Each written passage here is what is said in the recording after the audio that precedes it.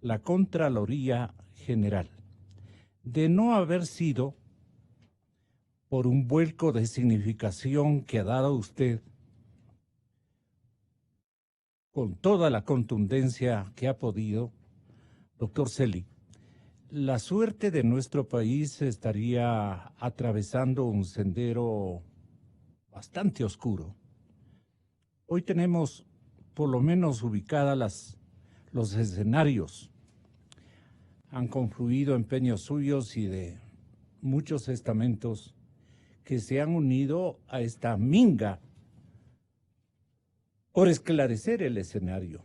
¿Qué sigue oscuro en nuestro país y en la administración pública ecuatoriana? ¿Qué hay que combatir con urgencia desde todos los sectores sociales, empresariales, administrativos y políticos? Los políticos también tienen en este momento la palabra en el organismo que mayor fuerza de fiscalización debe denotar, y que no es así. Ahí hay apalancamientos más bien bastante negativas, pero eso lo dice el periodista. El Contralor General del Estado sí está monitoreado por la opinión pública y distinguido por la calificación social como de excelencia o de muy bueno. Pero me imagino, por ejemplo, que testigos que hubieran sido tremendamente útiles para que la Contraloría General del Estado establezca todo un estamento de autores, cómplices y encubridores de los delitos de desadministración financiera, de robo de los dineros públicos. No han cobrado una condición de testigos protegidos. Me estoy acordando precisamente de Carlos Pareja Yanuseli. Su abogado es el doctor Arévalo, creo. Su abogado defensor. Revelo, perdón, doctor Revelo, perdón. Bueno, yo quiero ser un testigo protegido, ha dicho Carlos Pareja Yanuseli, y este sí que sabe de todo, porque usted recordará, recordemos con la población juntos, lo que comenzó denunciando en el departamento, en el estado de la Florida, Pareja Yanuseli. No sé con qué objeto, pero era estratégico el plan que él tenía. ¿Qué definió finalmente Pareja Yanuseli y por qué no se le ha dado la condición de testigo protegido si él tiene elementos que pueden aportar en el esclarecimiento de los actores de tanto negociado, de tantas cosas que incluso están en este momento tapados por el velo del misterio, sin desenlace de esclarecimientos, doctor Celi?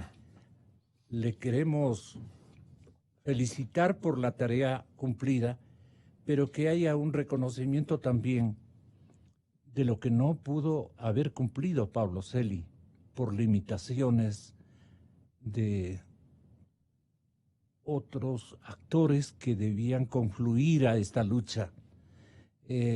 Muchos se han quedado satisfechos con lo que usted ha logrado hasta el momento, pero no han aportado absolutamente nada. Hoy estamos descubriendo en la institución armada, por ejemplo, doctor Celi, que han habido descuidos terribles en los últimos años. Allá usted no tiene acceso, no se dio cuenta, en fin, hay escepticismos que nos brotan por falta de esclarecimiento al cual tiene derecho usted de rendirle culto esta mañana en la cadena Democracia. Buenos días, doctor Celi, señor Contralor. Muy buenos días. Es un placer poder dialogar en Radio Democracia de cara a un conjunto de inquietudes ciudadanas que no solamente que son legítimas, sino son orientadoras. Yo, en primer lugar, quiero agradecerle a René Ortiz sus expresiones de aliento y acompañamiento ciudadano para la acción de la Contraloría. Acción de la Contraloría que no tiene que ver exclusivamente con mi decisión personal de llevar adelante procesos de esclarecimiento de temas de interés público. Tiene que ver, en primer lugar, con su obligación legal. La Contraloría existe para garantizar en el país el cumplimiento pleno de la responsabilidad en el ejercicio de la función pública en lo que atañe al uso de recursos del Estado. Obligación legal de la Contraloría que el día de hoy se encuentra, además, frente a la exigencia social de transparencia. Y usted me preguntaba inicialmente que qué pienso, que en el Estado ecuatoriano y en el momento actual son grandes falencias. Yo creo que tenemos 10 años en el desarrollo del sistema político ecuatoriano donde el país ha tenido que enfrentar 3 límites que no pueden dejar de ser señalados y superados. En primer lugar, una sociedad desinformada. El distanciamiento entre el Estado y la sociedad es uno de los grandes saldos negativos de estos 10 años. Una sociedad sin información, sin participación, sin iniciativa, sin organización, paralizada frente a la acción arbitraria del Estado. Creo que esto es un déficit de ciudadanía muy grave, heredado de estos 10 años. Un segundo ¿Ciudadanía desinformada? Ciudadanía... ¿O poco informada? Creo que, bueno, podemos volver sobre el tema. Quisiera que me deje terminar los tres aspectos que usted me pide. Adelante, Contralor. Los 3 aspectos que usted me pide que yo analice del escenario en el cual estamos actuando hoy. Vengo diciendo que tenemos 10 años que nos dejan 3 herencias que es necesario superar.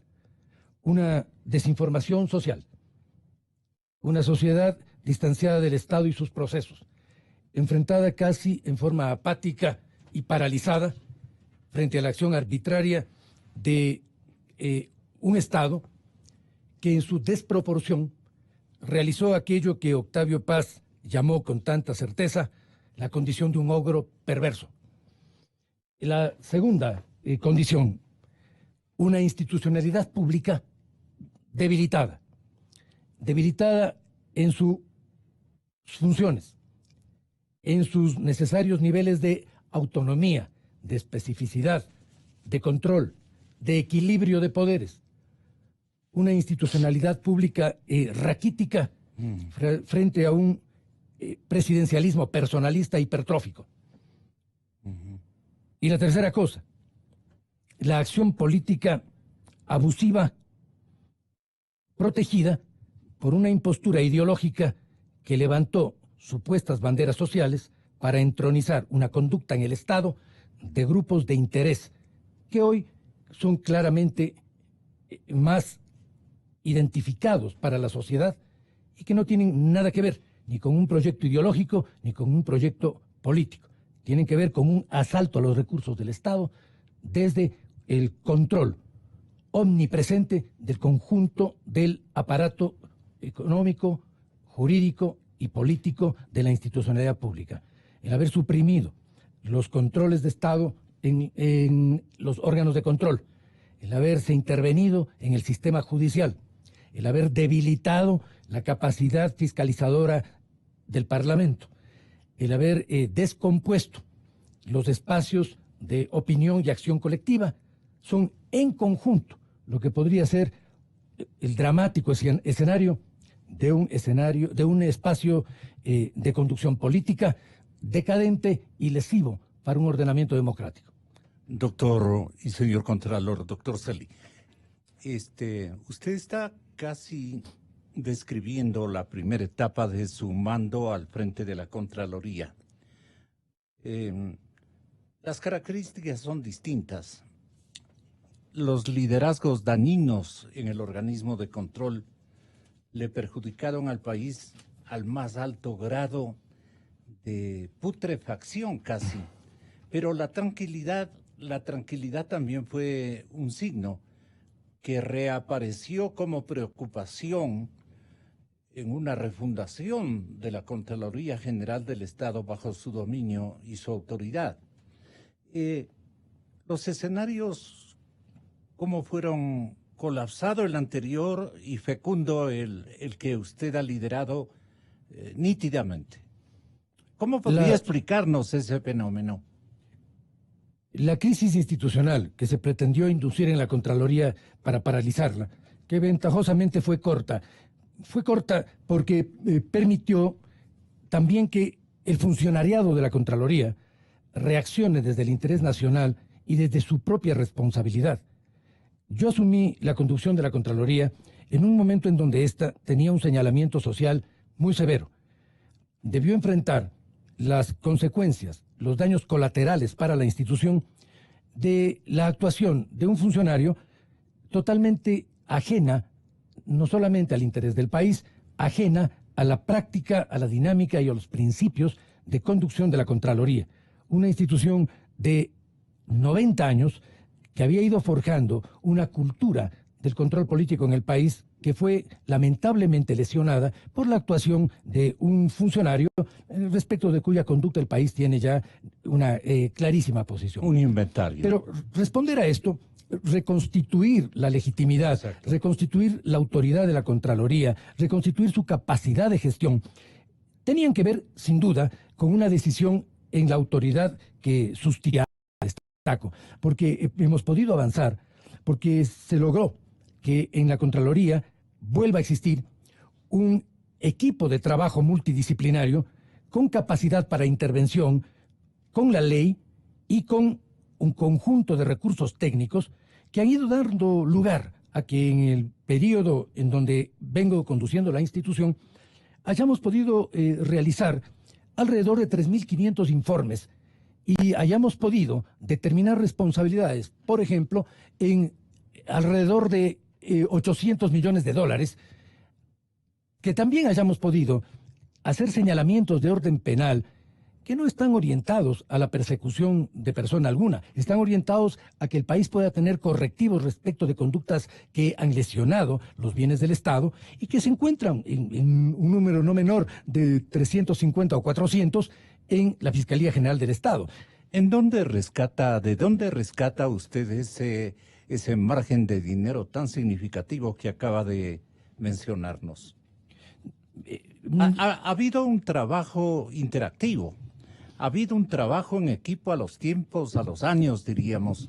No han estado los misterios refundidos en algunos corredores, comentándose en silencio determinadas cosas que existieron antes. Pero usted viene, hace un inventario de los vacíos de conducción armónica y colectiva y da libertad para que la gente se exprese, analice, vea por el bien de la sociedad ecuatoriana y cuide de sus activos. El celo se impone de nuevo, en fin. Esto, ¿cómo logra usted construir, doctor Celi, después de semejante sablazo que se dio a una entidad otrora maravillosa, en época incluso de los militares, ¿no? Que ellos definieron bien el rol de la Contraloría General del Estado? Estoy recordando a excontralores más o menos de su estirpe.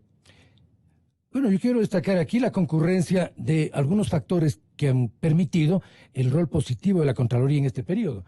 Bueno, en primer lugar, una planificación del trabajo institucional técnica, profesional y además responsable frente a las demandas sociales del país. En segundo lugar, una Contraloría... Perdone, ¿cómo diseñó esta parte que me parece lo más importante? Evitando acciones de control direccionadas y perfeccionando un sistema que establezca una jerarquía en las acciones de control en función a algunos parámetros. ¿Cómo funcionaba esa jerarquía?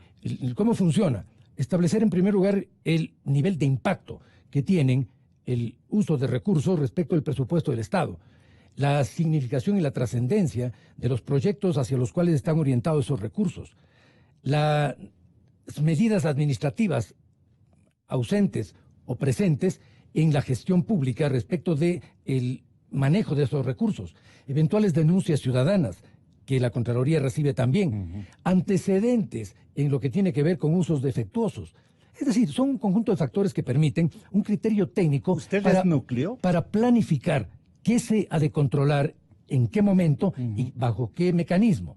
Pero esto es un aspecto que tiene que ver ya con las prácticas. Pero preservar los activos más fecundos del erario nacional ha sido una misión bastante fuerte en la que usted ha dado un acento fundamental. Sin duda ha sido un criterio... ¿Qué le debe el país a la Contraloría? Sin duda ha sido un criterio muy importante mirar en dónde se han localizado los recursos estratégicos fundamentales del país e ir a esas áreas precisamente con auditorías que permitan transparentar su uso. Pero este es un primer aspecto. ¿Y por qué no nos da a conocer cuáles son las áreas críticas que usted encontró o sabía que había que enmendarlas? Bueno, en primer lugar el área petrolera, de la que depende la mayor parte del recurso fiscal del país. En esa área hemos hecho intervenciones... ¿Qué encontró usted en el área petrolera? En el área petrolera, bueno, la Contraloría... ¿Un laberinto? La Contraloría ha observado contratos petroleros por alrededor de 450 millones de dólares. Estos contratos no solamente que han merecido observaciones de orden administrativo y glosas aproximadamente por esos valores, sino que es precisamente en el área petrolera donde se han concentrado la mayor cantidad de indicios de responsabilidad penal. Pero no solamente. Hay otra área de alta sensibilidad por el impacto que tiene para la población, que es la seguridad social. Es un área en donde nosotros hemos puesto especial énfasis porque si hay que cuidar el recurso del Estado, por principio, mucho más aquellos recursos que no siendo del Estado, el Estado los administra. Y la seguridad social es un recurso al que aportan todos los ciudadanos y es un recurso que debe garantizar su sostenibilidad de vida. El momento en el cual el Estado afecta un recurso que en primer lugar no es del Estado y en segundo lugar lesiona con esa afectación el interés social, creo que el organismo de control tenía una alta responsabilidad social de intervenir en el área de la seguridad social. A la Contraloría le debemos, perdone, doctor Celi, la indiciación de los actores de estos males. Pero lamentablemente la justicia no ha estado a la altura de las indiciaciones que ha hecho la Contraloría. De no todas las cárceles del país serían muy limitadas para la cantidad de gestores de corrupción que pululan en todos los estamentos hasta este mismo instante. La gente hace un inventario de que en todas partes siguen los mismos.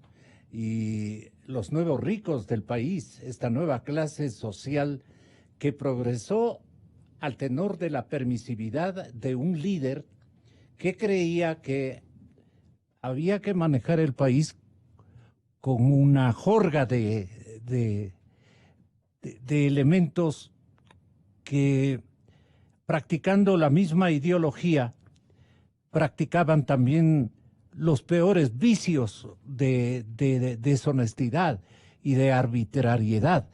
Y eso sigue en este momento en los escritorios de la administración pública. Dicen, señor Contralor, en el fondo esta es la pregunta. ¿Qué podría usted responderme? Bueno, encantado, y creo que podríamos profundizar en la necesidad de una mayor coordinación interinstitucional, fundamentalmente del órgano de control con la Fiscalía y el sistema judicial del país. Pero ¿Hay cómo? ¿Hay cómo? ¿Por qué no se ha podido? Es lo deseable y es hacia donde deberíamos ir. Pero quizá para no perdernos en la entrevista, quisiera volver un poco a No estamos perdiendo, estamos aclarando más bien. A su pregunta anterior. Quisiera que quedó incompleta. En ese sentido me refiero. Desde luego. Usted me requería que de alguna manera yo destaque ante los ciudadanos cuáles son las áreas en donde la Contraloría ha puesto más énfasis. Y es correcta esa pregunta, porque es lo que permite advertir que en la Contraloría hay una conducción planificada y no arbitraria. Y yo le decía que la primera es del área petrolera, puesto que desde esa área se sostiene gran parte del recurso público del país, la mayor parte del presupuesto del Estado. Mencioné también la seguridad social, porque es cuidar el interés de la ciudadanía, su interés directo y la responsabilidad del Estado en no afectarlo. En el tema del IES es muy importante el que la Contraloría haya dispuesto la restitución de una deuda del Estado con el IES, deuda que pretendió ser negada por el gobierno anterior. Pero no solamente esto, nosotros hemos continuado un trabajo sistemático en el área social con 32 auditorías que se están realizando en este momento, algunas de ellas ya con importantes resultados, respecto del estado de los fondos y la administración de fondos sociales, respecto del estado actuarial del Instituto Ecuatoriano de Seguridad Social, respecto del manejo de recursos en el BIES, etcétera. Es decir, la intervención en seguridad social ha sido una intervención integral muy sistemática.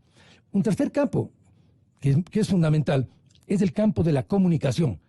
Nosotros establecimos un informe respecto de la relación del Estado con los medios de comunicación. Yo considero que esto es muy importante y el informe que determina la nulidad del concurso de frecuencias no es un informe menor, porque no tiene que ver con intereses privados, tiene que ver con un interés público, en donde la relación Estado-interés privado tenía que garantizarse bajo principios jurídicos y bajo una normativa técnica legítima. Al haber observado esta conducta errónea, nosotros estamos de alguna manera coadyuvando como organismo de control a restablecer una adecuada relación entre el Estado y la comunicación pública y privada. Un cuarto aspecto que es esencial es el seguimiento que venimos haciendo a la inversión en obra pública. Aquella expresión de que con tal de que se hagan las obras, no importa cómo se hagan, ni las ventajas que saquen los funcionarios de ese quehacer, eso es inaceptable. La obra pública tiene que hacerse con integridad. No basta exhibirse, no basta con que se exhiban carreteras, no basta con que se exhiba obra tangible. Es necesario saber qué calidad tiene esa obra, de qué manera fue hecha, con qué rigor desde el punto administrativo, de vista administrativo y desde el punto de vista de la transparencia en los recursos. Hemos hecho observaciones muy fuertes en lo que tiene que ver con la calidad de la obra pública. No pueden existir carreteras que tienen la duración de la fotografía de la inauguración, como no pueden existir edificios que tienen que ser derruidos por la falta de calidad en su construcción. Hemos hecho observaciones también muy importantes en proyectos como Yachay, en donde es necesario que el país transparente la realidad de obras macro que pueden terminar siendo fracasos muy significativos. Menciono todo esto para que se advierta que aquello de que la Contraloría haya sido usada o pueda ser usada como un instrumento político solo puede ser una frase de quienes se sienten afectados por las acciones de control. Nuestra actuación ha sido una actuación sistemática, planificada, ordenada y dirigida a los recursos usados. Nosotros no auditamos personas, auditamos procesos. Las consecuencias que tengan las auditorías de Contraloría para la gestión personal de los funcionarios tiene que ver con sus responsabilidades y no con un direccionamiento. Y ahí vamos al siguiente punto que me parece muy importante de su interés periodístico. Cómo dar continuidad a procesos de sanción en las conductas del Estado. ¿Sabe por qué, Contralor? Porque el universo de prófugos de la ley, de indiciados, de descubiertos, de atribuidos por el organismo de control como actores del mal, perversos con los dineros públicos, con los activos del Estado, perversos y digamos, han sido ignorados por la justicia. Y por eso regreso a ver a todas las cárceles del país y a todo el universo de indiciados en malas prácticas administrativas. Y veo que hay un déficit impresionantemente grande de permisividad de parte de la justicia o de inobservancia de lo que ustedes localizaron como los males más significativos de perjuicio a las propiedades del Estado. Eso sí duele, eso sí duele.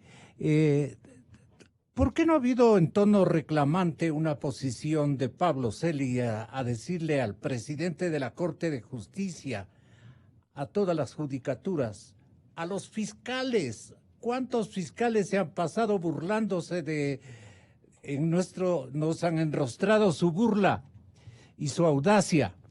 Los fiscales, los procuradores, muchos de ellos estoy ofendiéndoles injustamente, pero no a fiscales. Los fiscales han sido un genérico del mal hasta este momento. Yo no justifico como comunicador responsable lo que han venido omitiendo, lo que han venido perdonando, lo que han venido dilatando. En esto el organismo de control no ha sido más tajante, no ha sido más, o no hay como, doctor Celi, una cosa es decirlo y otra cosa es actuar en el escenario donde usted ha actuado en estos últimos años. Difícil escenario, doctor. Sin embargo, mire, las calificaciones del público, de la sociedad, son altísimas. ¿Cómo reconoce? Ni es mi función. Ni usted va a escuchar nunca de mi parte ni expresiones descalificadoras, ni expresiones despectivas respecto de otros funcionarios. No necesito conminar a los funcionarios a cumplir con sus obligaciones. Me reduzco a cumplir con las de la Contraloría y a seguir los procedimientos legales. Yo creo que es muy importante en el país, más que un diálogo de imprecaciones entre funcionarios, es necesario un proceso de construcción de mecanismos eficientes de cooperación interinstitucional, que es lo que sí he venido y vengo demandando. Para evitar. Para llegar a varias cosas. Pero cuando ya están indiciados, en primer lugar, porque el seguimiento de la Contraloría a los procesos de rescate de recursos robados no aparece. No, lo venimos haciendo de manera sistemática, tanto en el plano, por ejemplo, administrativo, como en el plano judicial, como en fiscalía. Nosotros tenemos un departamento que ha sido perfeccionado para el efecto. Una de las decisiones... ¿De qué manera una de las decisiones que yo adopté, este departamento? Una de las decisiones que yo adopté, incluso como mecanismo de exigencia interna en la Contraloría, es establecer un reglamento para la defensa de los procesos institucionales. Este reglamento obliga, en la actualidad, a un departamento completo de la Contraloría, que es el departamento encargado de hacer seguimiento de juicios en la Fiscalía, en el Tribunal Contencioso y de eventuales situaciones que la Contraloría debe enfrentar en organismos como la Corte Constitucional. Es decir, en este momento hay una batería jurídica y una batería de profesionales en la Contraloría organizada precisamente con ese propósito. Pero en el estamento de lo contencioso, la memoria vuela, se acaba, se extingue. Ahí nomás termina todo. Lo problemático en el ámbito contencioso es lo prolongado de los procesos.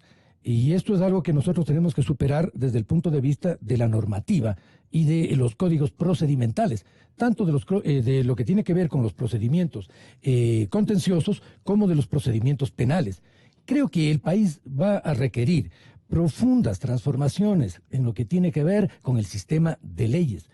De alguna manera hay mucha incongruencia en una normativa que no necesariamente tiene la necesaria articulación entre sí.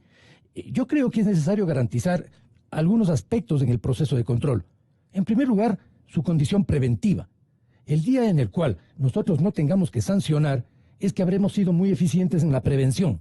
Necesitamos tener más eficiencia en los controles preventivos. Haber debilitado a la Contraloría en ese sentido en la década pasada es algo muy negativo. Haberle quitado, por ejemplo, el informe previo a la contratación pública. Eso es un absurdo. Usted le revivió. Estamos exigiendo la reconstitución plena de esa facultad.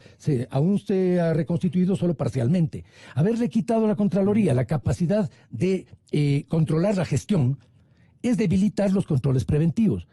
Esto por un lado. Pero lo preventivo tiene que tener necesariamente un segundo aspecto, que es la capacidad legal y técnica para intervenir en la auditoría de procedimientos, en la auditoría en el uso de recursos y en el establecimiento de conclusiones y recomendaciones correctivas o sancionatorias.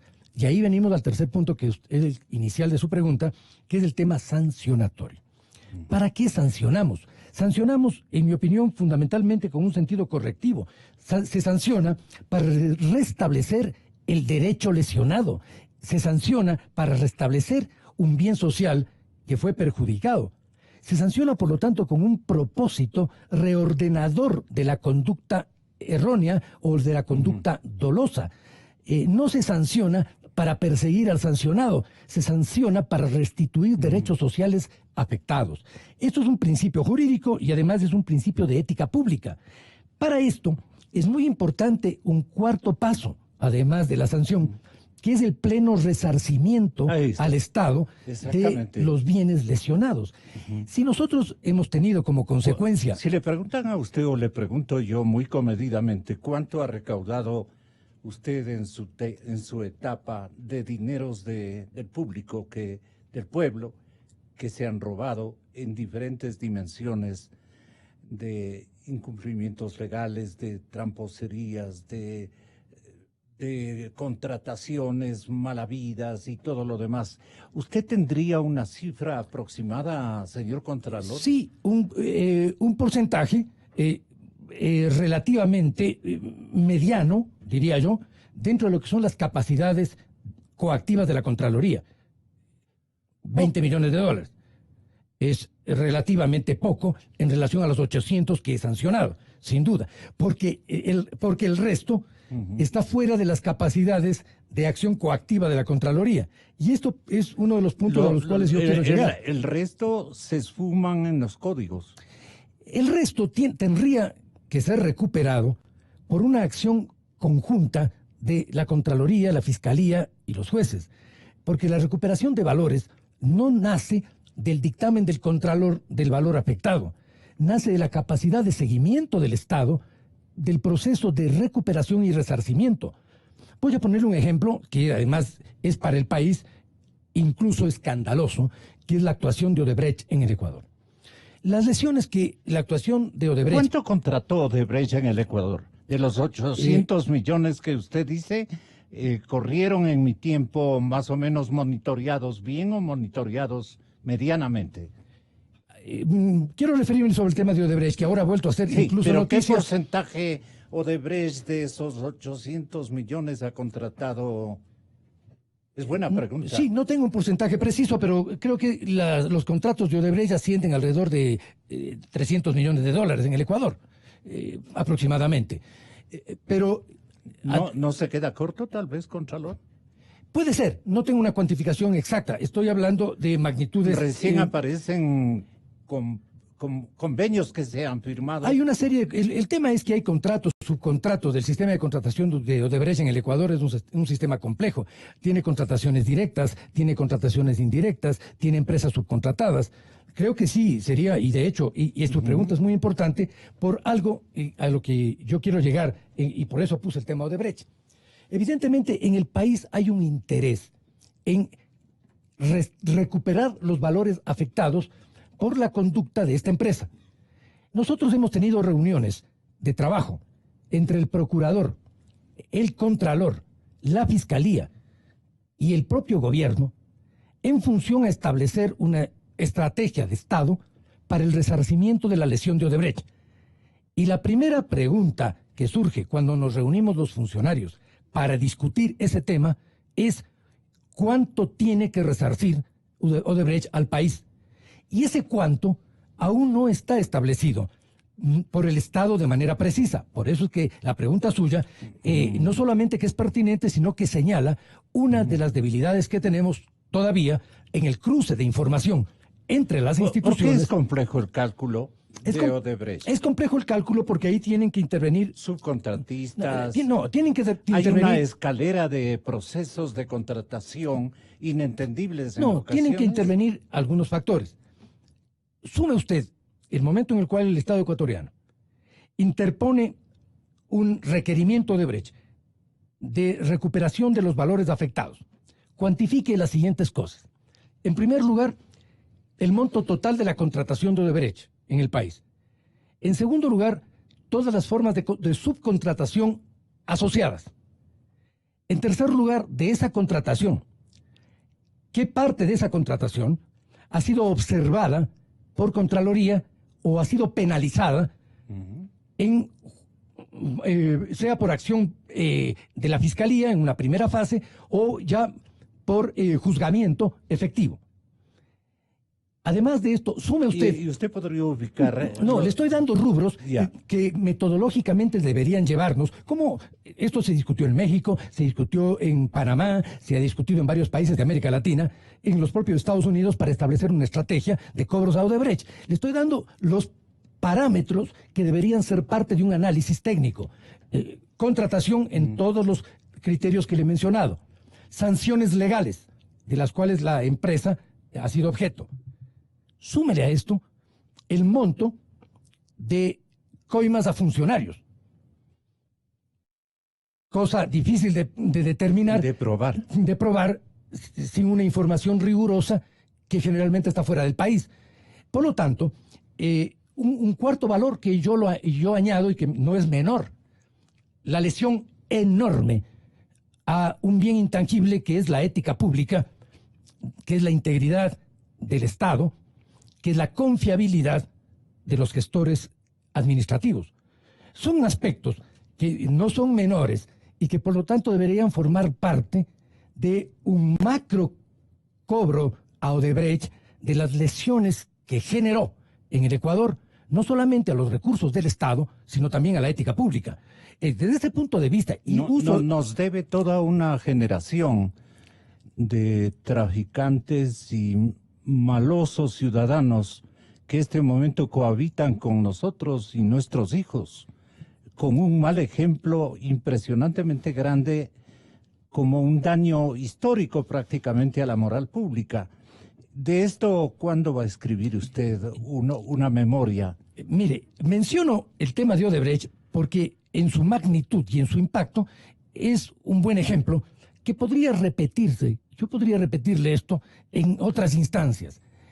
Las lesiones, por ejemplo, de un sistema de manejo del sector petrolero que fue entregado a una empresa que tenía que orientar la selección de todos los contratistas.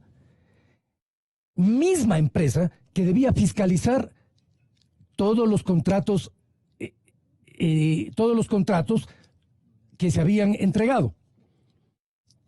Y misma empresa que participa en todos los esquemas de contratación. Me refiero a Worley Parsons. A ver, si yo tengo, cuando avancemos en los procesos que la Contraloría ha señalado a esta empresa, en indicios de responsabilidad penal o en glosas, si tuviésemos que hacer una cuantificación, igual que frente a Odebrecht, de las lesiones que ha generado al Estado, no solamente las consecuencias contractuales de sus decisiones, sino el hecho de que se haya entregado a esa empresa el monitoreo omnímodo de todo el sector petrolero del Ecuador.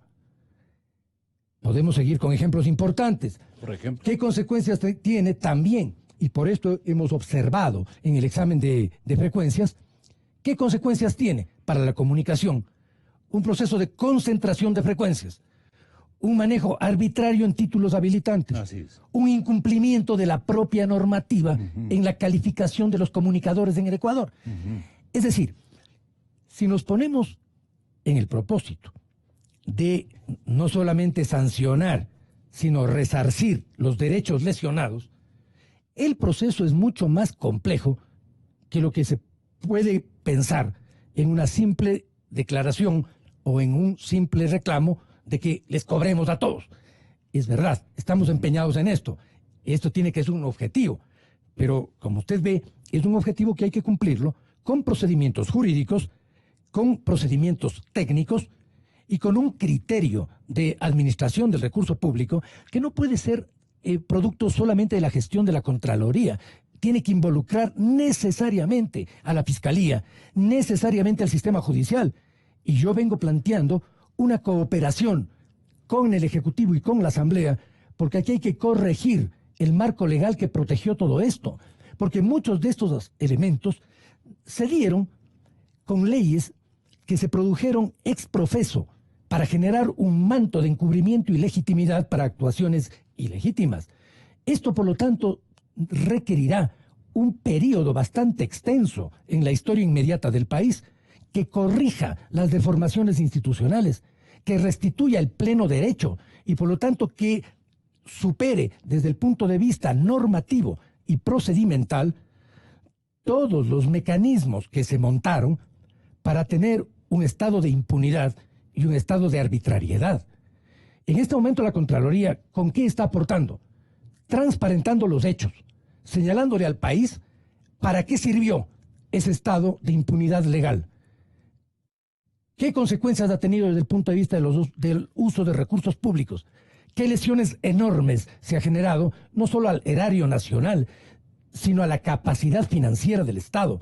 Hemos auditado la deuda pública, señalando que el encubrimiento deliberado que se hizo de que esta deuda había sobrepasado el 40%, limitado por la Constitución hace bastante tiempo, ha causado una lesión enorme al financiamiento público que aún hoy lo está enfrentando el gobierno nacional, que ha heredado las condiciones creadas en una década de manejo arbitrario del endeudamiento público.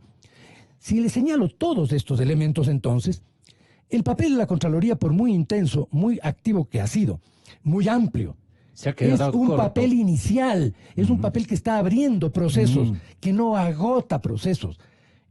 Si usted me plantea entonces, ¿qué espero en el futuro? Espero, por supuesto, el que podamos tener una mejor cooperación interinstitucional con la Fiscalía, que haya mayor agilidad con los procedimientos.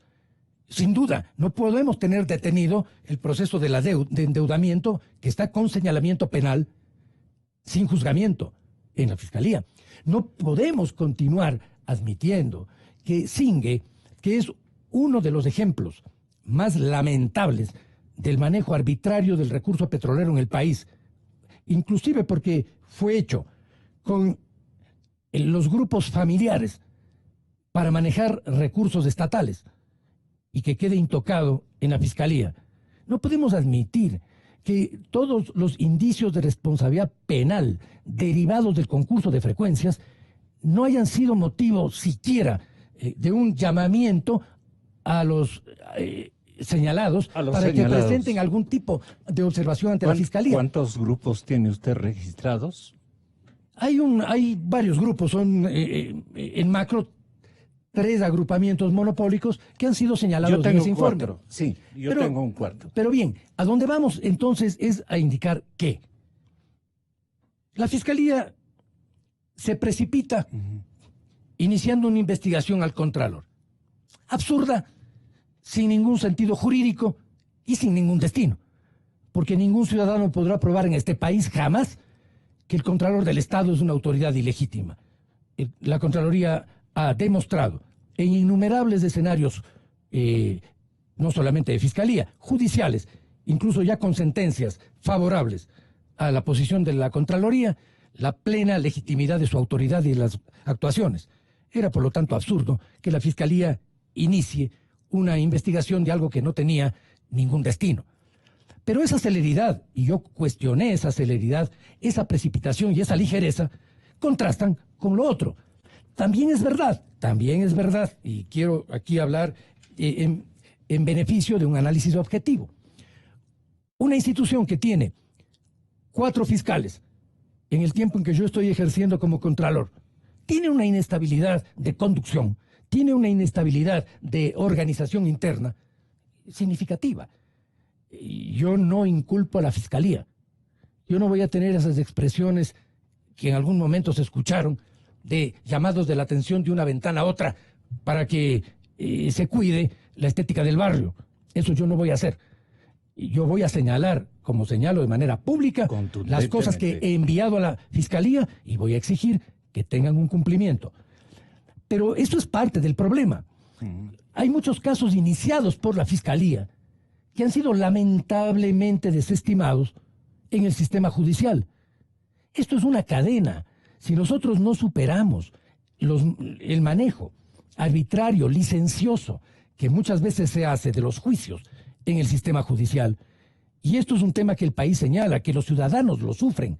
Aquí hay juicios, ya no estamos hablando siquiera del Estado, todos tenemos conocimiento de algún momento y de alguna manera de las penurias que atraviesan los ciudadanos en este país cuando entran en la maquinaria del sistema judicial. Todo esto que son verdades a gritos, es necesario que tengan no solamente denuncias, sino capacidad del Estado para corregir.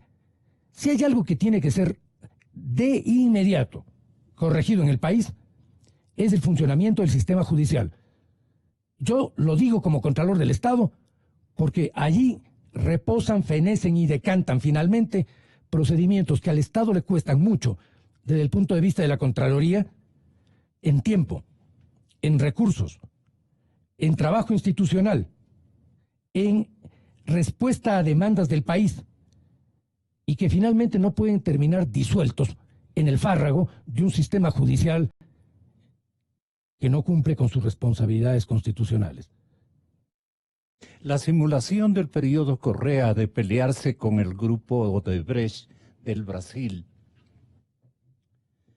y luego el aparecimiento en pleno Palacio Presidencial ecuatoriano de el ahora detenido expresidente Lula da Silva en calidad de agente de ventas de todo el empresariado y especialmente de la firma que más conspiró al relajamiento y a la permisividad de la contratación pública en toda América Latina y buena parte del mundo, de acuerdo a un modelo que creó el cubano que viajó a una de las principales ciudades brasileñas a ponerse de acuerdo con todos los presidentes de la región que se decían revolucionarios y que nos irrogaron daños irreversibles a todas las economías de los estados latinoamericanos. Eso incidió también en la situación ecuatoriana. ¿De qué se ha enterado usted? Se vino a propiciar en la época del Correato, se vino a propiciar desde los mismos estamentos cupulares del gobierno brasileño a favor de la empresa Odebrecht de comienzo y que luego cayeron en pie izquierdo y comenzaron a desfallecer los actores fundamentales de la contratación pública en nuestro país. A ver, ¿cómo me explico, doctor Celi?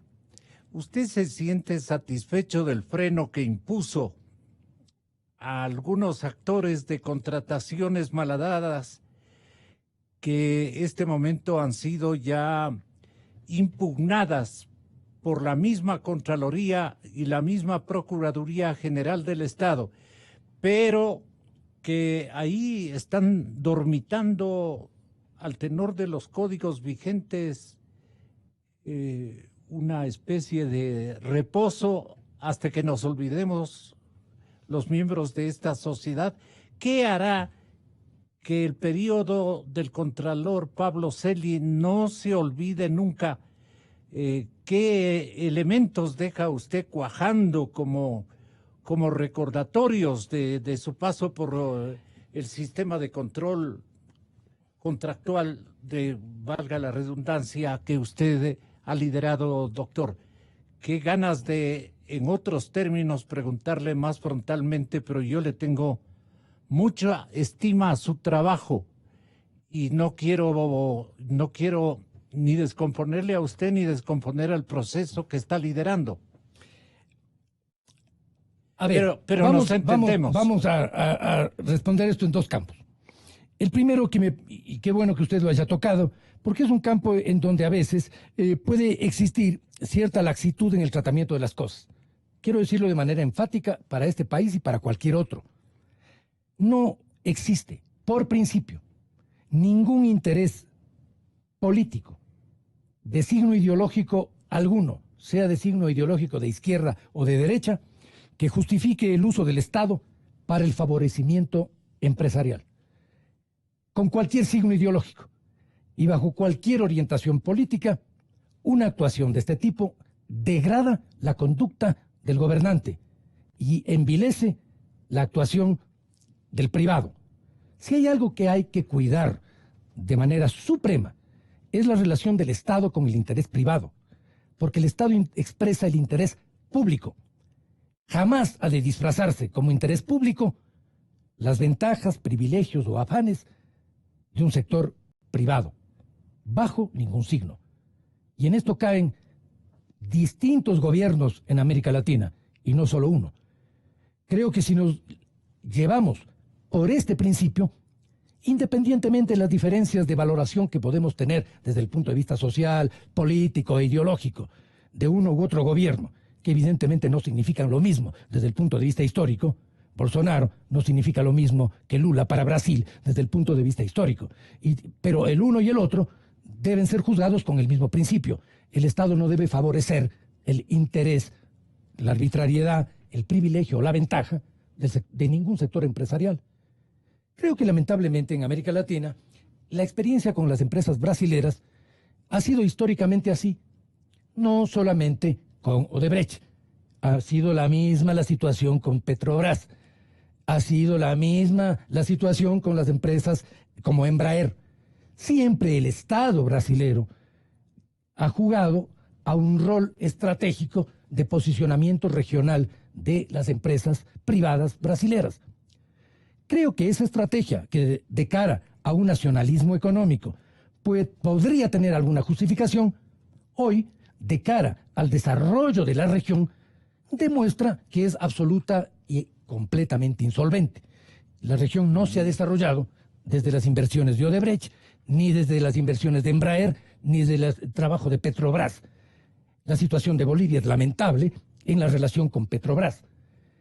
Este tipo de privilegios, monopolios y ventajas que en nombre de un interés supuestamente nacional se direccionan a través del Estado, no es bueno, independientemente del signo ideológico. Es nefasto, independientemente del signo ideológico. Pero esta es la primera parte. La segunda, yo dije desde el momento en el cual asumí la responsabilidad de conducir la Contraloría, que lo hacía en primer lugar por un mandato legal que no era discrecional. La ley dice de manera clara que yo estaba obligado legalmente a subrogar, independientemente de mi parecer y mis deseos. Tuve que someter mis intereses personales, que no eran precisamente dirigir la Contraloría. Yo tengo una actividad mucho más intensa que la de la Contraloría en el campo intelectual, que es del cual vengo, que le apasiona a usted, y al cual me atrae mucho más mi condición espiritual. Pero en aquel momento yo debía optar entre el interés nacional y mi interés personal. Me sometí al interés nacional. Y cuando lo hice, dije de manera clara que no lo hago ni en pos del aplauso ni del acompañamiento de mi acción. Si tenía que hacerlo en solitario, debía hacerlo. Creo que al principio lo hice en solitario. Hoy me siento mucho más acompañado, porque creo que al principio pudo haber alguna confusión. Creo que hoy hay claridad de que yo no estoy actuando desde intereses personales. Estoy actuando para reconstituir no solamente la ética pública, sino la integridad institucional de un organismo que es indispensable para garantizar un sistema democrático. Una democracia sin controles, vengo insistiendo, no es democracia. La democracia tiene un principio básico, que es la responsabilidad política. Y el organismo que tiene que garantizar que esa responsabilidad política se ejerza como rendición de cuentas es la Contraloría. Debilitar a ese organismo es destruir el sistema de representación política en el país. Por esto, yo tengo la decisión que he tenido y la tendré mientras esté al frente del organismo. Terminamos, doctor. ¿Qué claridad nos debe a los ecuatorianos? Yo a los ecuatorianos, y yo soy parte de ellos, les debo en primer lugar armonía consigo mismo. Y eso es tener transparencia e integridad en sus actos. Es decir, en la Contraloría yo actúo como actuaría cualquier ecuatoriano, con transparencia y con integridad. ¿Pero qué nos debe usted? Que creo que son la mayoría. En términos de esclarecimiento. Debo al país y sobre todo me debo a mí mismo en la conducción de la institución el perfeccionamiento de tres cosas. En primer lugar, del plan de control. Estamos trabajando en el plan de control que viene para el próximo año, donde vamos a depurar aquellas áreas en las que aún no hemos intervenido. ¿Con qué modificaciones? Perdone. Eso sería motivo de un programa más amplio. ¿Por qué? Porque tendría que hablar aquí de todos los sectores sobre los que vamos a actuar. 3 renglones más o menos. Vamos a perfeccionar la intervención sobre seguridad social, vamos a perfeccionar la intervención sobre el sector petrolero y sobre el sistema financiero del Estado. ¿Hay como en el sector petrolero aún? Hay muchas cosas todavía que tienen que ser precisadas y tratadas en ese sector. Eso respecto al primer problema. Le debemos todavía, y nos debemos, un proceso de perfeccionamiento normativo y organizacional de la Contraloría. En este momento hemos dado pasos muy importantes. Hoy las lecturas son públicas, ya no hay informes secretos. En segundo lugar, ya no hay un solo subcontralor, hay 2 subcontralores porque hemos dividido la función de auditoría con la función, sea claramente un sistema distinto del sistema por el cual se juzgan aquellas cosas que los informes descubren, que no sea la misma persona, juez y parte, el que audita y juzga. Defecto que se mantenía y que se mantiene mientras exista un contralor unipersonal. Por eso la tercera deuda que el país tiene consigo mismo, y la Contraloría, por supuesto, es llegar a constituir un tribunal de cuentas.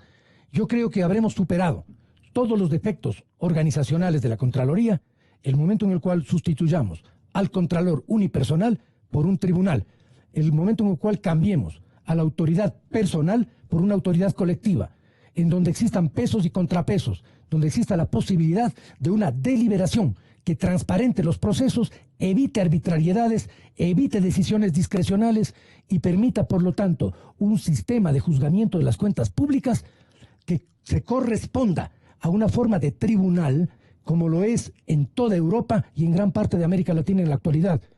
Esas son deudas fundamentales que yo espero puedan lograr ser superadas este año. El rector de la Renovación, el gerente político del Estado ecuatoriano en este momento, ¿conoce del particular? ¿Le apoya? ¿Ha comentado con él? Me refiero al presidente Moreno. La propuesta de Tribunal de Cuentas se la he planteado a todos los actores sociales, políticos, económicos, jurídicos y de administración de este país.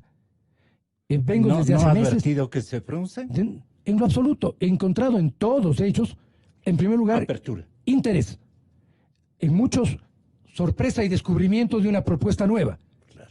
Y en gran parte de ellos, disposición a un acompañamiento activo y un acuerdo con que esta es una gran salida, no a la coyuntura, es una gran superación de los límites del sistema de control en el Ecuador. ¿Nos va a convencer usted de que su paso por la Contraloría ha sido histórico? No es mi objetivo. Creo que todos los momentos son históricos en sí mismos. La historia no se hace de una planificación de donde yo quiero terminar, donde yo quiero quedar en la imagen de la gente. La historia se hace en el día a día del quehacer de un país y no la hacen los funcionarios individualmente. Siempre la hace una sociedad.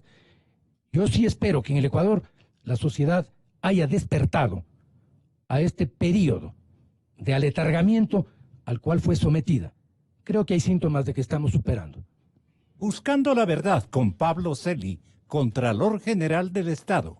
Yo sí le digo Contralor Histórico. Gonzalo Rosero. Credibilidad incuestionable. Inicio de espacio promocional y publicitario. Si tienes más de 60 años, pon atención a la calidad de tu visión.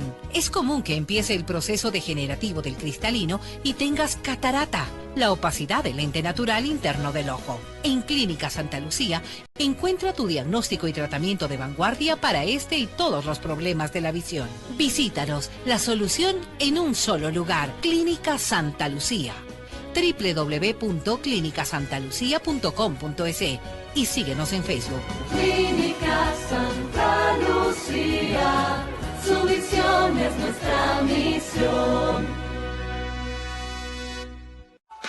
¡Atención, constructores! Feria de saldos en Palo Alto. Todo este mes de diciembre o hasta agotar stock. El metro cuadrado de piso flotante desde 7,59. Pisos en formato tablón en 16,57. Piso de bambú en 38,86. Pisos de PVC, ingeniería y más. Paga con tu tarjeta a 3, 6, 9 y 12 meses. Recuerda, Feria de saldos en Palo Alto. Todo el mes de diciembre. Aprovecha ya. En Quito, Palo Alto está ubicado en la avenida Eloy Alfaro y Gaspar de Villarruelo. Búscanos en Facebook. Palo Alto, especialista en pisos.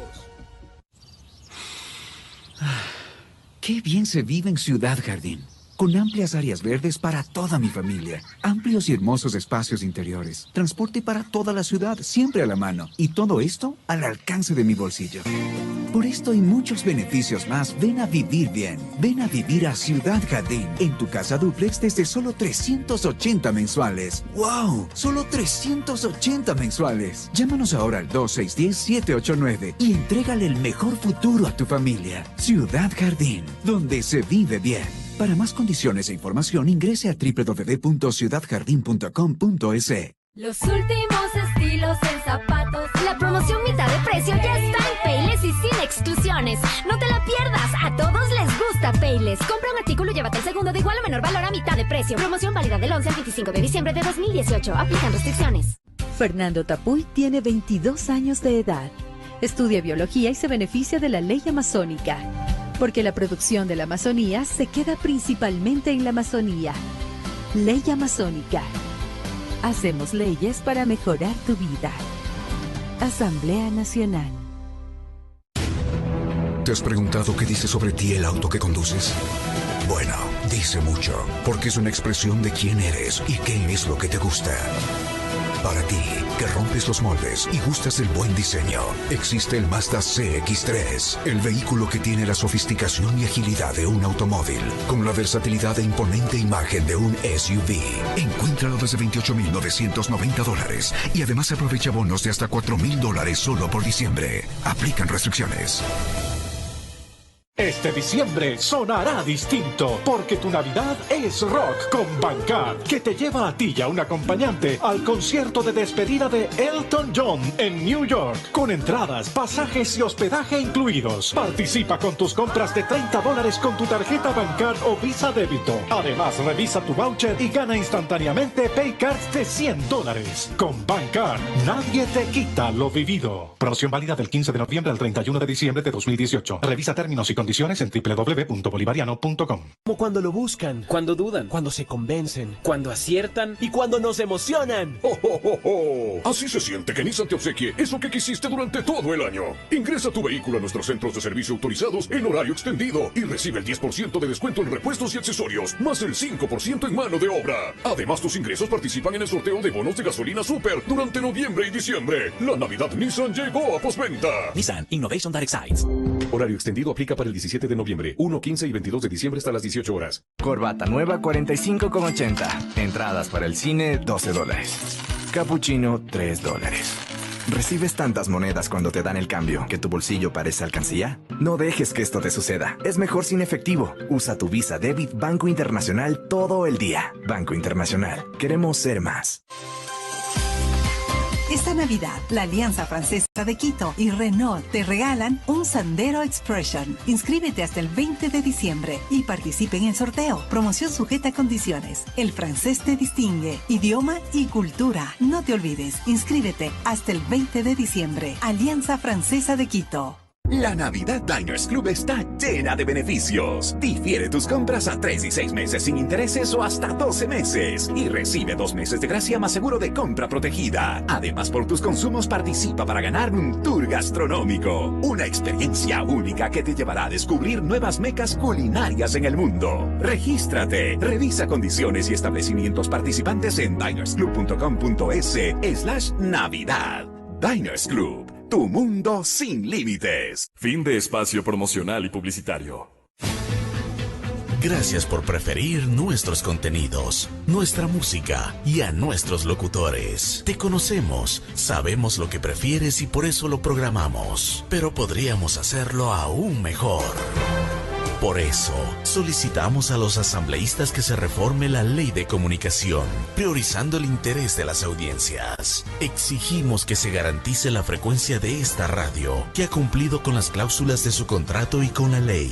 Hemos presentado nuestras propuestas a la Asamblea Nacional sobre contenidos interculturales y música nacional. Defendemos el derecho de las audiencias a escuchar lo que prefieren. No maten a la radio. 8:43.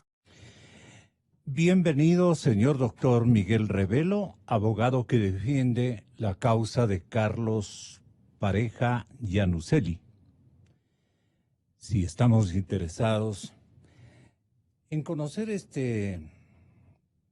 el pensamiento de Pareja Yanuseli, que seguramente si hay la factibilidad, nos estará escuchando. ¿Con qué propósito su defensoría está auspiciando? Y se entiende que para esta semana habrá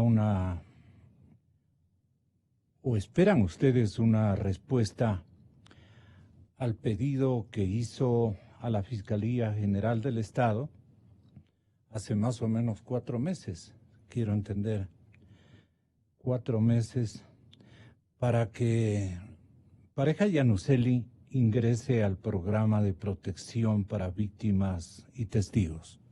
Cualquiera imagina que Pareja Yanuseli corre riesgos, debe naturalmente sustentarse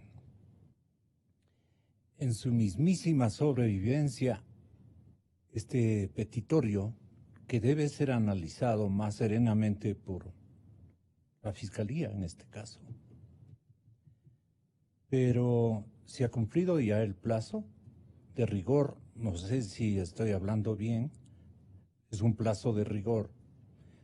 No pueden posponerlo, tienen que dar una respuesta. ¿Y por qué cree su abogado defensor y el mismo Carlos Pareja que le dan la vuelta a este arbitrio, tanto por prevenir la existencia de Pareja Yanuseli, por todo lo que él conoce y sabe de los actores del mayor y más nefasto atentado contra el Estado ecuatoriano, la sociedad ecuatoriana, por tanta gente que se vinculó en una estratagema casi global de todo un gobierno, de todo un movimiento político gigantesco para robarle al pueblo ecuatoriano de sus principales activos, lo mejor de sus principales resultados económicos en gestión pública. La contratación pública, por A o B circunstancias, son de dominio de Pareja Yanuseli. Y a mí me llama profundamente la atención cómo no aprovechan en Fiscalía, en Procuraduría General del Estado, ahora que Íñigo está al frente del organismo, este petitorio me llama la atención profundamente. Aparte de que los riesgos que corre Pareja Yanuseli son dramáticos. Y yo responsabilizo desde ya a este silencio de las instituciones, porque tienen que darle al país y a la sociedad ecuatoriana una respuesta. Pero ahora sí, una respuesta con propiedad, pues. No una cosa baladí. No un disimulo en gesto de atención a lo que él pide. Yo quiero darles la información más nutrida, más importante, más efectiva, porque yo conozco, ya lo comencé a decir en la Florida, aquí pasábamos a medida de las circunstancias. Sí, sí tiene algo para recordarle a la audiencia. Pero, señor doctor Revelo, ¿por qué cree usted que los intereses intrincados en los delitos macro que se han cometido en el país, los ultrajes a las propiedades de la sociedad ecuatoriana, no quieren que sean ubicados en la responsabilidad de exfuncionarios que están presos algunos y que otros están escondiditos, o simplemente por la falta de una concreción, digamos, del exministro Pareja, podrían recibir no el beneficio, sino el castigo y la sanción que este momento es disimulada por este silencio de una decisión sobre convertir a Pareja Yanuseli en testigo protegido. La gente que no conoce a fondo este tema dirá, ¿y qué sacamos si le declaran testigo protegido, doctor Revelo? ¿Cómo le contestaría usted, doctor Revelo, a la gente? ¿Qué sacamos nosotros, los ciudadanos del país? Nosotros, los trabajadores del Estado ecuatoriano inclusive. ¿Qué sacaríamos con una declaratoria de testigo protegido? ¿Encontraríamos luces de verdad? Usted tiene la palabra, doctor. A eso le he invitado. Muchísimas gracias, licenciado Rosero. Un saludo a usted y a toda su audiencia a nivel nacional. Está bien teleaudiencia, porque también estamos, tenemos... Sí, ahí estamos. Muchas gracias la invitación. Sí, efectivamente, la defensa técnica del ingeniero Carlos Pareja Yanuseli ha solicitado ya a la Fiscalía el ingreso al Programa Nacional de Víctimas y Testigos de mi defendido. ¿Esto en virtud de qué?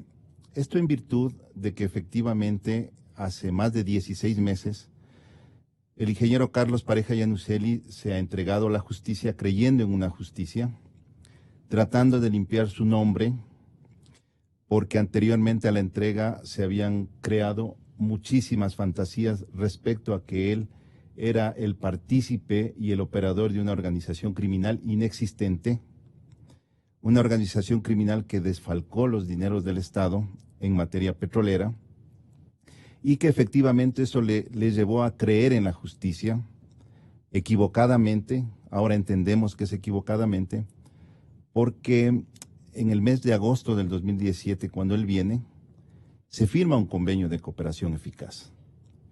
Ese convenio de cooperación eficaz hace que él entregue toda la información. ¿Con quién firma Carlos? Con el fiscal destituido Carlos Vaca Manchén. Con él firman.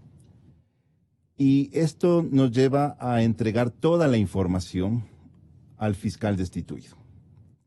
El señor fiscal, en varias intervenciones públicas, llega a manifestar que nada de la información que Carlos Pareja Yanuseli entrega funciona para efectos de la Fiscalía.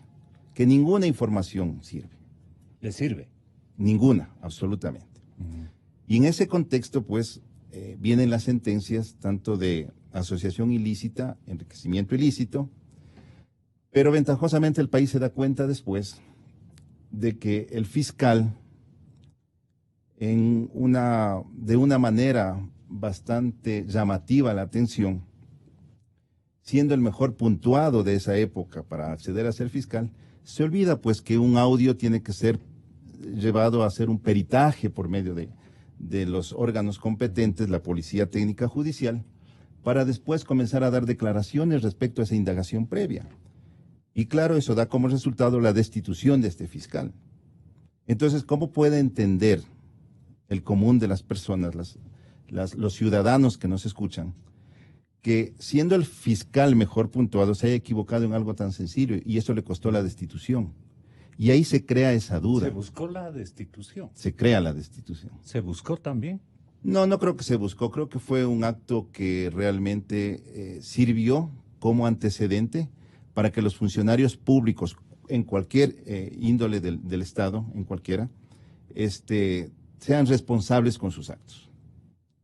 Estamos viviendo épocas de cambio, me parece a mí, pero nos falta mucho todavía. Y en ese contexto, toda la información entregada, el fiscal destituido se va llevando de la Fiscalía. Porque hasta ahora, 9 meses después que asumo la defensa del ingeniero Pareja Yanuseli, no se me ha hecho entrega, o por lo menos se me ha indicado, el acta de entrega-recepción de los documentos que como servidor público el fiscal destituido debía haber entregado. Y tanto es así el tema que ni siquiera la cooperación eficaz que debe reposar en la Fiscalía se encuentra ahí. ¿Dónde cree usted, dónde presume se encuentra ese documento? Esa pregunta debería hacérsele al fiscal destituido. La señora fiscal actual encargada la doctora Ruth Palacios, ha tenido la gentileza de recibirme la semana anterior en su despacho. ¿Le ha explicado usted a ella? Sí, le he explicado este asunto. Todo el trámite. Todo lo que hemos trabajado en estos últimos 9 meses.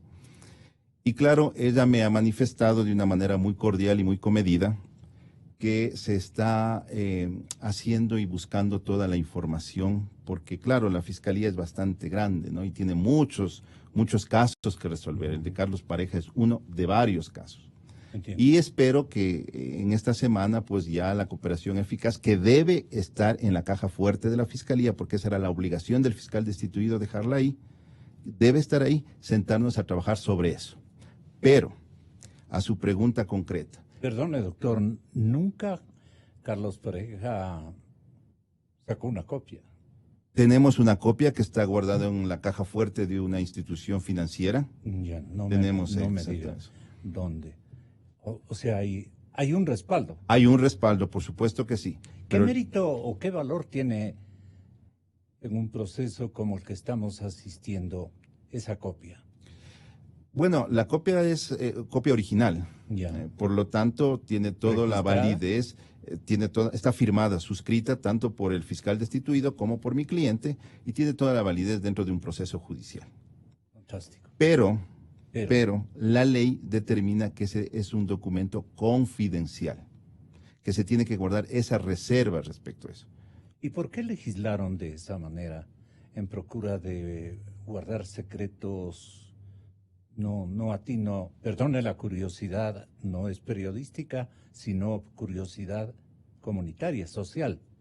Bueno, la cooperación eficaz es un instrumento jurídico que no solamente se le aplica acá en el Código Orgánico Integral Penal, sino que en algunos países de Europa y de América Latina. Y esta sirve básicamente para que una persona que conozca sobre organizaciones delictivas pueda proteger su vida en contraparte de entregar la información que ayuda a Fiscalía a determinar los hechos que son susceptibles de responsabilidades penales en lo posterior.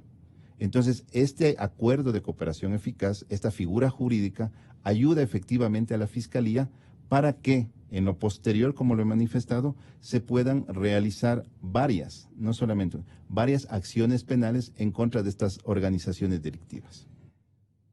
Si la verdad rotunda conoce Carlos Pareja, ¿cómo es que la Fiscalía no hace empeños? ¿Y cuál fue la respuesta del actual fiscal general? ¿El por qué no ha hecho empeños de utilizar, si cabe el término, los contenidos de la copia para efectos de enrumbar una investigación mucho más directa a lo que señala, si es que es permisible, su defendido? ¿Y cuántas cosas sabe Carlos Pareja que no sabe la ley, que no sabe la justicia, que no sabe ningún ámbito que está inventariando todos estos testimonios de lo que ocurrió, especialmente en los temas de Odebrecht y sus actores premiados, y los que deben estar este momento rezando de que ese documento no pueda ser utilizado, porque ahí las cosas quedarían en un escenario de claridad absoluta. Entonces, que se robó el original, no quiere devolver. Usted no ha hecho empeños por decirnos a los periodistas, a los medios de comunicación, cómo es que crearon esta trampa de silencio para Carlos Pareja y cómo la actual fiscal no quiere darle permisividad al pedido que está formulando Carlos de que le conviertan en testigo protegido. Si antes él ya demostró estar latente frente a las cosas reales que ocurrieron cuando hizo las primeras declaraciones caso por caso en la Florida. Luego lo detuvieron y lo silenciaron y toda esta trama de ocultamientos y todo lo demás. no ha parado de ser sino una consecuencia, o secuencia de la justicia en favor de los implicados. Y esto que no haya una autoridad fiscalizadora, en este caso la Fiscalía General del Estado, que ponga orden y sea la primera en rescatar o en buscar, tener la voluntad de buscar las connotaciones que traería este documento para un esclarecimiento global. Testigo protegido, además, porque algo le puede pasar a Carlos Pareja Yanuseli en cualquier momento. ¿Y ahí qué va a decir el fiscal o la fiscal? ¿Qué va a decir, señora fiscal, el momento en que algo le ocurra al defendido, al doctor Revelo, aquí presente? ¿Por qué no lo declaran testigo protegido y conocemos de una vez por todas la verdad de Carlos Pareja Yanuseli, que conoce él? Luego tendrán oportunidad de defenderse. Pero ¿por qué no quieren abrir este círculo de misterio? ¿Quiénes están comprometidos? Usted debe saber seguramente, doctor Revelo, no es procedente que lo diga. Corre riesgos su defendido. En fin, me mezclo en esto y le quiero hacer pensar a la gente de que aquí hay una trampa muy despreciable, diría yo, ¿no? A mí me da mucho temor respecto a la vida de Carlos Pareja Yanuseli. No sé qué usted venga a invocar esta mañana aquí. Este es un programa muy sintonizado, doctor Revelo. Dígales frontalmente lo que usted cree que en el fondo existe y cuál es la treta, la táctica que ellos tienen para no permitir esta declaratoria, ¿no? Que aclararía o esclarecería todo este drama. Bueno, realmente, licenciado Rosero, llama la atención, efectivamente, como usted lo manifiesta, que la Fiscalía no haya iniciado, ¿no es cierto?, las acciones necesarias para continuar con la investigación que se está haciendo, especialmente en la trama de corrupción que vincula a Petroecuador. Como lo había manifestado ya hace unos minutos, claro, el fiscal destituido deja todo en desorden en la Fiscalía y llega el fiscal Pérez Reina, con quien en más de una ocasión me he reunido, y él dispone y nos entrega a una fiscal para que toda la información que en su tiempo se le entregó al fiscal destituido sea nuevamente evaluada, sea nuevamente verificada. En esto lo hemos trabajado desde el mes de junio de este año hasta el mes de septiembre más o menos, donde la Fiscalía, la fiscal encargada de esa época, determina que toda la documentación que Carlos Pareja ha entregado nuevamente a la Fiscalía tiene valor, tiene un valor altísimo. Por lo tanto... ¿En qué sentido tiene un alto valor? Porque la información y la documentación entregada, bueno, contiene información respecto al comercio internacional de petróleo. No quisiera ir más allá, claro. No quisiera ir más allá por proteger la vida de Carlos. Sí. Entonces, lastimosamente, el fiscal Pérez Reina renuncia y claro, viene la señora fiscal... ¿Sea Milano Pérez Reina? ¿Paisano mío? Sí, yo pienso que aparte de que él es un excelente técnico, un profesional técnico, un fiscal capaz, un fiscal honesto como lo hay muchos en la Fiscalía, las presiones políticas son terribles. Mire, cuando yo iba a la Fiscalía para entregar la información de mi defendido, porque recordemos que mi defendido se encuentra en la Tacunga, mi defendido cuando vino acá y se entregó a la justicia fue puesto en la cárcel 4 y sin ningún informe técnico, sin ninguna razón lógica, fue trasladado, cuando algún otro personaje tuvo que entrar a la cárcel 4, fue trasladado violentándole todos sus derechos a la cárcel de la Tacunga. Y en la cárcel de la Tacunga se le pone en el área de transitoria. Entonces, por supuesto, el área de transitoria es un área donde pasa poco personal, no más allá de 15 ppls, y su seguridad física está mejor resguardada. Pero después viene un cambio a partir del mes de agosto en el Ministerio de Justicia, a donde yo he enviado innumerables oficios solicitando que se me indique por qué la manera técnica del cambio de mi defendido. Y exigiendo... ¿Cuál es el cambio técnico que han operado en contra de Carlos? Bueno, esto de trasladarle de la cárcel 4 a la cárcel de Tacunga ya es para amilanar, para psicológicamente afectarle, ¿sí? Las sentencias, limitarle, ¿sí? Las sentencias emitidas también lo hace de esa manera, para limitar su aporte hacia la Fiscalía. ¿Y qué autoridades hacen esto? El Ministerio de Justicia, en su tiempo la señora Alvarado, el señor Granda, que no me ha dado respuesta a todos mis requerimientos. Y bueno, en estos días yo estoy pidiéndole al nuevo ministro de Justicia una audiencia para indicarle que no se han respondido mis petitorios y que sería bueno que se responda para conocer respecto de por qué ha sido trasladado de esta manera y ha sido tratado de esta manera Carlos Eugenio Pareja Yanuseli. Es más, ahora, estando en transitoria, cuando un ciudadano fue trasladado hacia el Centro de Rehabilitación de la Tacunga, también se le saca a él del área de transitoria, poniéndole en más riesgo todavía su vida. Ahora está en el CDP, y al estar en CDP, la cantidad de PPLs que se encuentran alrededor también constituyen un riesgo ante la integridad física y psicológica de mi defendido.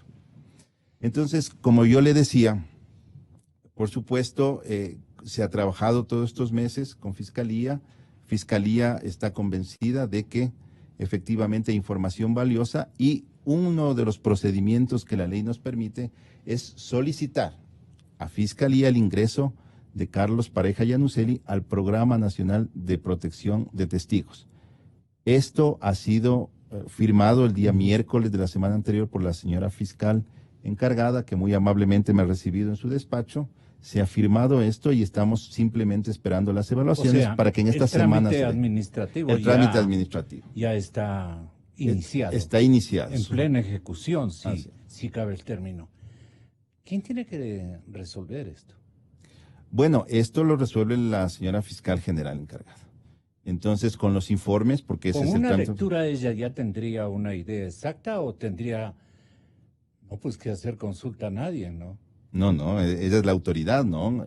Además a ella ya se le ha entregado, de última instancia, y además a ella ya se le ha entregado, ella ha tenido la gentileza de recibir toda la documentación que hemos dado, además que el fiscal que está a cargo de esto también, entiendo, está en permanente contacto con ella, y por lo tanto yo espero que ya en los próximos días se llame a Carlos Pareja a que rinda sus versiones reservadas y que se inicie todo este proceso investigativo para que la ciudadanía conozca qué realmente pasó en la trama de corrupción de Petroecuador.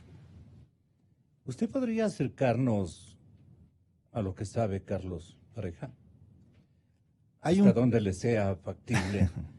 Hay un pedido de la señora fiscal y me parece que más que técnico es lógico. Las indagaciones previas tienen que mantenerse en reserva. ¿Por qué? Porque si no se mantienen en reserva, estos actores que presuntamente cometieron delitos pueden huir del país, pueden irse o con tanto dinero que ellos tienen pueden comprar. Están sueltos en este momento. Por supuesto. Es que el comercio internacional de petróleo es gente muy importante, es que el comercio internacional de petróleo no se lo maneja con servidores públicos. Son particulares. Se lo maneja con altos funcionarios. ¿Son gente del partido del presidente Moreno o del presidente Correa? La contratación se hizo efectivamente en años anteriores. ¿Son coidearios de los dos presidentes? Fueron parte del gobierno anterior. Yo tengo que preguntar. Claro. ¿Son coidearios de los dos expresidentes? Perdón, del presidente Moreno y del expresidente Correa. Por supuesto que sí. Las funciones que ellos desempeñaban en ese momento. Sí, algunos están sueltos, otros están fuera del país. Ya están. Por supuesto. Con residencia. Muchos de ellos tienen cuentas en paraísos fiscales. Y Carlos ha dado esa información. Ya ha dado. Y ha sido verificada por la Fiscalía General del Estado. Y se han iniciado impulsos fiscales por eso. ¿Por qué no solicitan la vuelta de ese dinero en Fiscalía? Porque ¿Esta es la gran pregunta? Es que la verificación lleva tiempo. Nosotros en la Fiscalía contamos con gente honesta y con técnicos, pero todavía nos falta mucho como para agilitar esto, ¿no? Entonces, el Departamento del Tesoro de Estados Unidos también debe tener en sus archivos registrados estos depósitos. ¿Es mucho dinero, doctor Revelo? Es bastante dinero. Es bastante dinero. Así como dinero que podría solucionar los problemas de la caja fiscal y mucho más que eso. Muchísimo más que eso. Muchísimo más que eso, porque hablamos de corrupción, hablamos de dinero que no ha sido ingresado a la caja fiscal. ¿Por qué? Porque la corrupción impidió que ese dinero pueda ser invertido en obras sociales, por así decirlo, ¿no? O sea, es bastante dinero. Señores oyentes, ustedes recuerdan, y señor doctor, con el mayor respeto, ustedes recuerdan los denominados Capaya Leaks. Aquí tenemos algunos de ellos. Al señor Contralor de la República, Carlos Polit Fayoni, que se someta a la prueba de un polígrafo para una sola pregunta. ¿Le daban a usted maletines con dinero en su departamento ubicado en la Torre A del Swiss Hotel? ¿Sí o no? Y quiero, a través de ustedes, exigirle al señor Fiscal General de la Nación, doctor Galo Chiriboga Zambrano, se someta al polígrafo para una sola pregunta, que es la siguiente. ¿Cogió usted un maletín con billetes en el Swiss Hotel de la ciudad de Quito? ¿Sí o no? Nada más. En Petroecuador no se hacía nada que no tenga el visto bueno de Jorge Glass y que no sea de su conocimiento.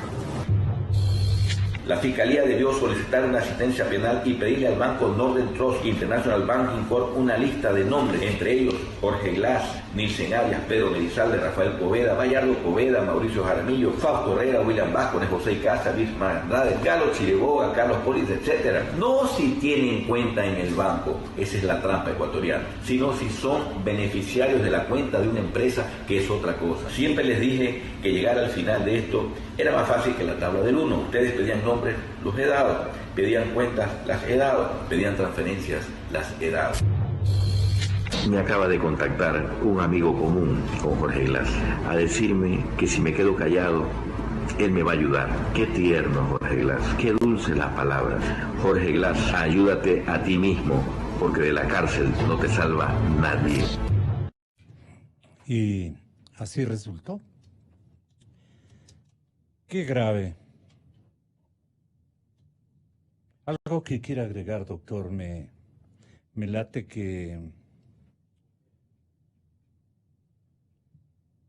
el tiempo como que se nos va agotando.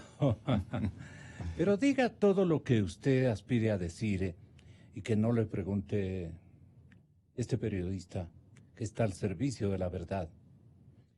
Tenga la bondad.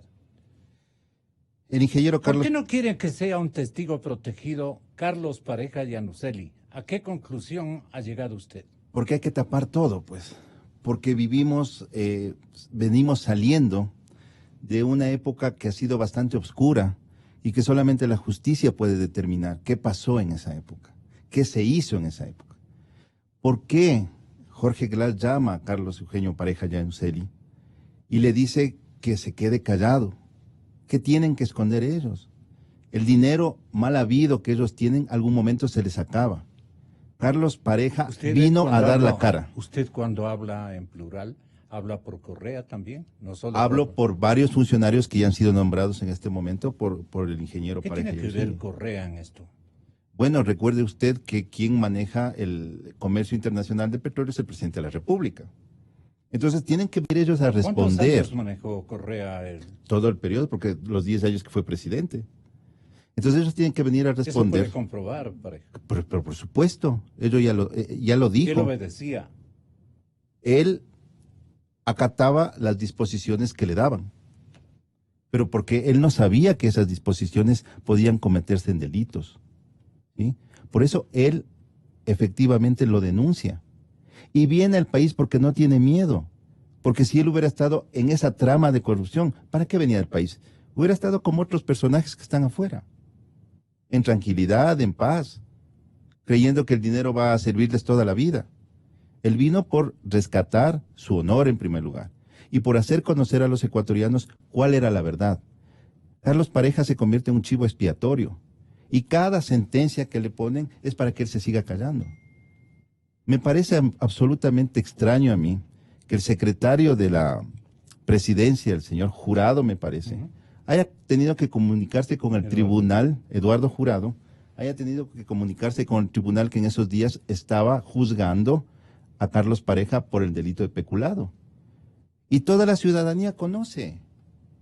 2 personas son nombradas inocentes y 2 culpables. Y hay un voto salvado de ese tribunal. Entonces, ¿cómo entender esto? ¿Cómo entender que el chivo expiatorio siempre tiene que ser Carlos Pareja? Ya no es así. La Fiscalía nos ha dado la apertura. Y ahora estamos a las puertas de que él se convierta en un testigo. A las puertas que en los próximos días las versiones reservadas de Carlos Pareja ayuden a la Fiscalía y al país en general a conocer cuál es el fiscal llegar a ese destino? Sí, ella me ha manifestado que sí. Ella es una profesional que yo la he visto, que actúa con ética y honestidad. Es necesario y es muy importante que el Consejo de Participación en este momento, el doctor Trujillo llame, por supuesto, a el concurso público que se debe hacer, porque una cosa es estar como fiscal encargado, que no le hace perder autoridad, pero otra cosa es saber que está posesionado. Y el doctor Trujillo también, otra cosa importante que debe hacer es llamar a un concurso para designar el contralor. Es muy importante. También el contralor. Pero por supuesto, mire, hay una cosa. ¿Qué es el contralor?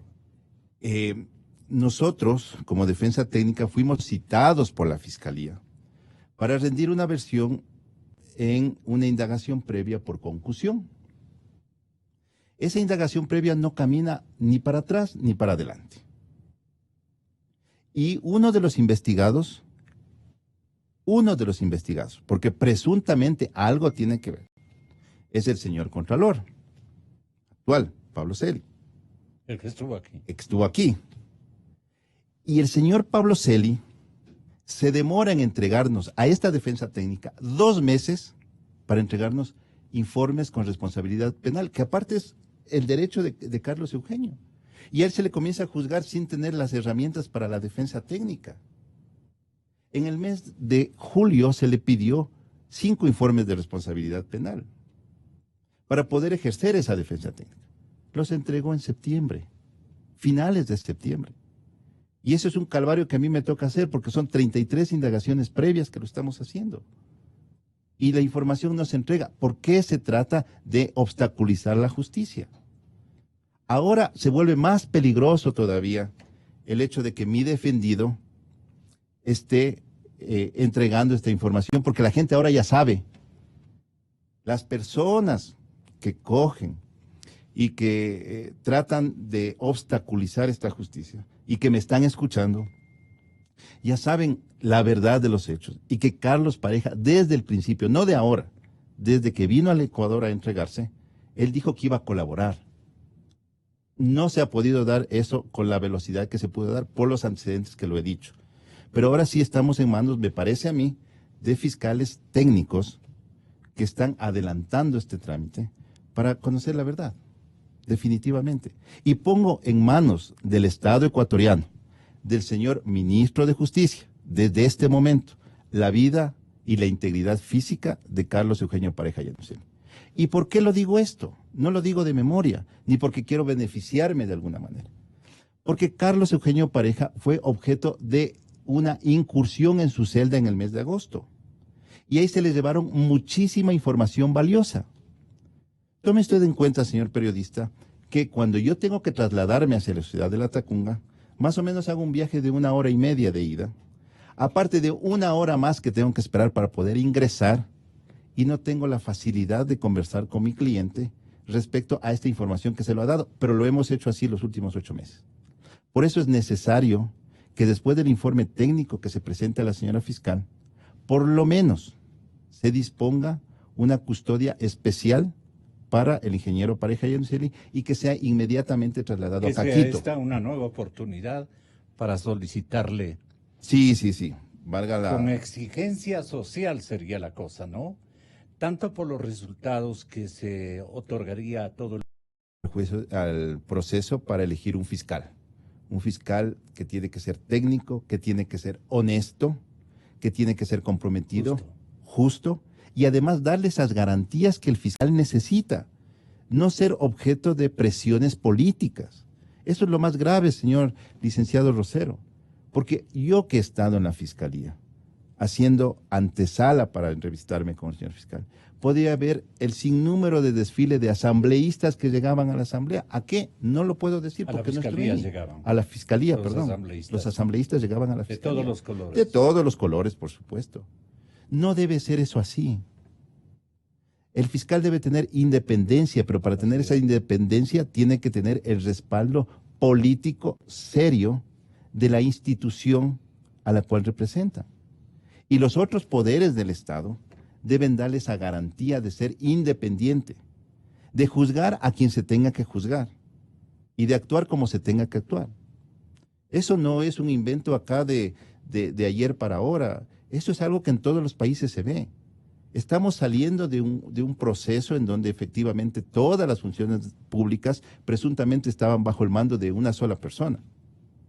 Pero ahora nos vamos a la siguiente etapa de este proceso, que es cambiar eso, crear en las nuevas generaciones esa conciencia de que la corrupción no puede ganarle al país, de que la corrupción no puede hacer que un ciudadano esté detenido 16 meses sin fórmula de juicio justa y que cada día tenga el miedo de que algún PPL le dé un cuchillazo, le dé un pinchazo.